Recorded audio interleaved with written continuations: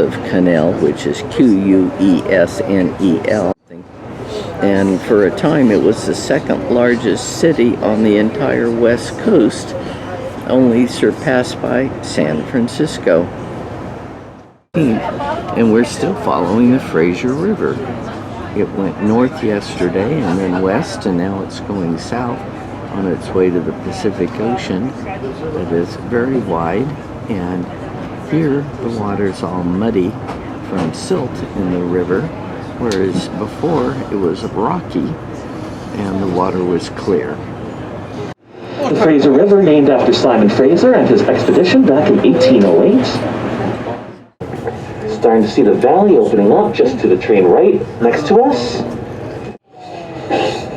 Yeah, there's a deep creek canyon of the Fraser River. Gentlemen, welcome to the Deep Creek Bridge. Grief. You see, the railroaders are very practical sorts. They came across this giant valley and said, "Oh, wow, that looks like a deep creek. Let's name it that." Yeah. Whereas all the book smart people over in Victoria, they're going, "Well, we couldn't possibly just call it the Deep Creek. We have to give it a proper name." And so they wanted to call it the Hawks Creek instead. As Alex also mentioned, this is the tallest bridge that we travel across on our 3-day journey. 95 meters tall for our American friends. It's 312 feet above the riverbed down below. Lake Lillip. Fire's gone through here too. This will be one of my favorite highlights of our journey over these 3 days. So, ladies and gentlemen, please get ready because we will be beginning the descent down Mount Pavilion very, very shortly.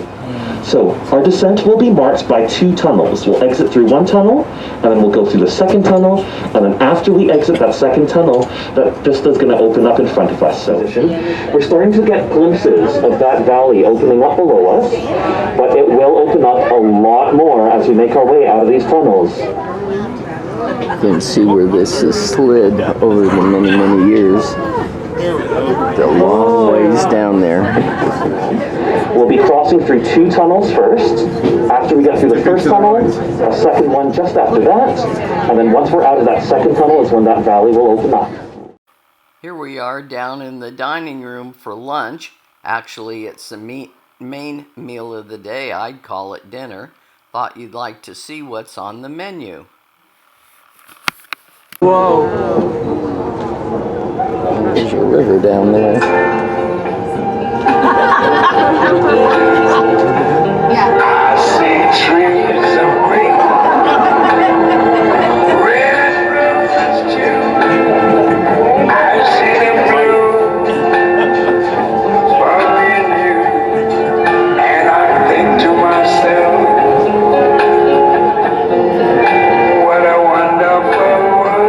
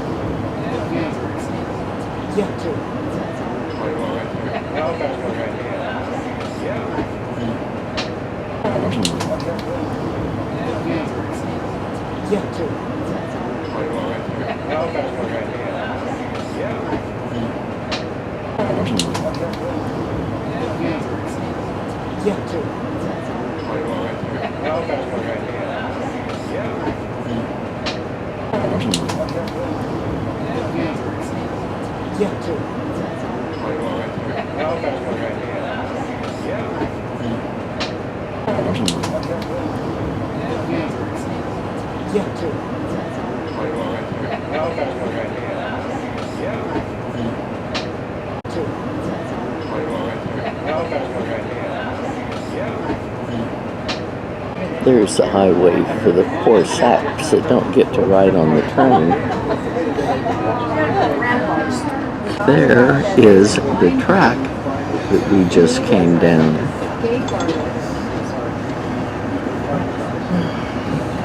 Where'd it go? There's the train track. Around the curve, we saw these fields before. A Canadian told me they're growing hay.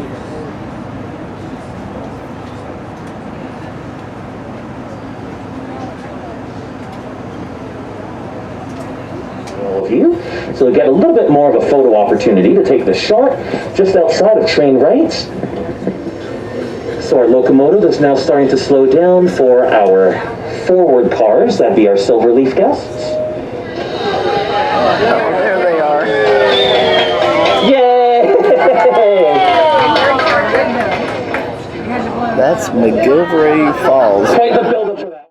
So McGilvray Falls, before it became this little summer cottage retreat, used to be a Japanese internment camp back during the Second World War.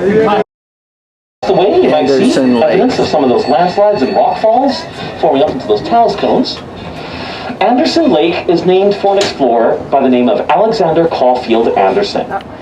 One of the most famous and, well, infamous either, I should say. He's not very well known, whereas he is one of the most successful explorers that grace the pages of encyclopedias. We're back to real clear water. Looks shallow. Maybe it is. It's running pretty swiftly. Lots of driftwood. We're getting lower in elevation and there's been more snow melt, therefore more runoff. Must be getting close to Whistler. These are probably all ski rentals, probably in the summer too. A lot of construction. For our last night before heading back to Vancouver, we're staying at the Fairmont Chateau Whistler. We even got a suite with a fireplace. What a wonderful stay.